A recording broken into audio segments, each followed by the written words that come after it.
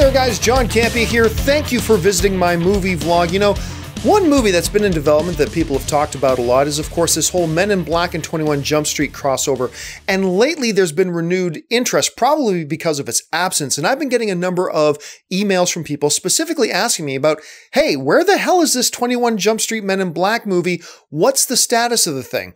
So I thought we would take a couple of minutes today, look at where the film was at, and even more importantly, how it got started, how it developed, and how we ended up where we are now. Let's take a look. The whole drama got started back in 2014 with those infamous Sony email leaks. That was clearly very embarrassing to the people of Sony. It even cost a number of people at Sony their jobs. But it was within those emails that we first found out that Jonah Hill and the people at Sony were talking about doing a 21 Jump Street and Men in Black crossover.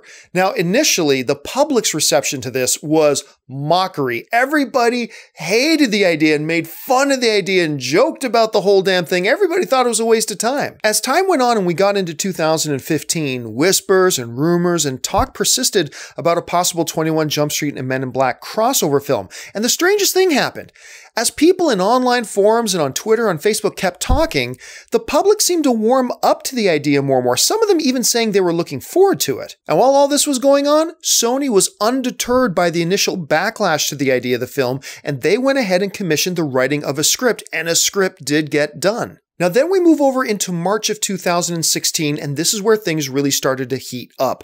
Director James Bobbin, the guy who directed Alice Through the Looking Glass and The Muppets, they confirmed that he was going to be the director of a Men in Black and 21 Jump Street crossover film. He went on to say even that the script, he saw it, he read it, and that the script was fantastic. Now, Variety did a story mentioning that the reason Bobbin had come in to do it is because Lord and Miller, the two guys who did the 21 and 22 Jump Street films, well, they couldn't do it because, well, they were going to be busy directing the Han Solo standalone movie. Wah, wah. Now we fast forward one more month and we're in April of 2016, and Sony lets it get released that the official title for this 21 Jump Street Men in Black crossover film was going to be MIB 23. That was going to be the official title. Now, this was a departure from the title that Jonah Hill said he preferred. He wanted the title Jump Street X Men in Black, but clearly Sony thought better of it and they went with MIB 23, and a lot of us thought that was a pretty good title. So everything seemed to be going along smoothly. We had a movie, we had a title,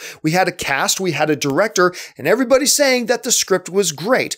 Well, then we get into May, June, and July of 2016, and things fall dead silent. We don't hear a word from anybody until August of 2016. You see, it was in August of 2016 that one of the stars of the film, and apparently the guy who came up with the idea in the first place, Jonah Hill, in an interview made public statements that seemingly may have killed MIB 23.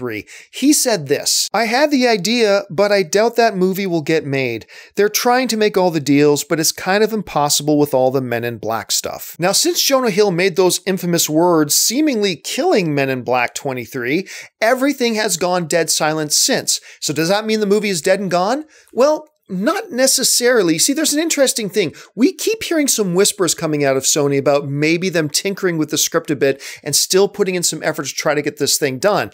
It should be noted too, just because it's interesting, that MIB 23 still has an Internet Movie Database page, and if you go to like Jonah Hill's Internet Database page, he still has MIB 23 listed as one of his potential upcoming projects, although there's no date associated with it. So is it possible that this movie that started with some infamous email leaks and got a lot of executives at Sony fired could finally be turned into a motion picture? Well, it's not likely, but I wouldn't say that the movie is dead yet. There are enough signs out there that the movie may be on, let's say, life support.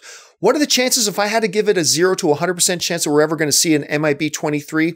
Right now, I'd probably say about 15%. But the more important question here is, what do you think the chances are of MIB 23? Are you one of those people who warmed up and actually started looking forward to the movie? Do you think the whole idea is just a big waste of time? Do you think it's actually going to happen? Jump down into the comments section below and let me know your thoughts. Listen, guys, while you're here, make sure you click on the subscribe button, become a subscriber to my YouTube channel. That supports me a great deal. Also, make sure you're following me on Twitter and on Facebook simply by following me at John Campea.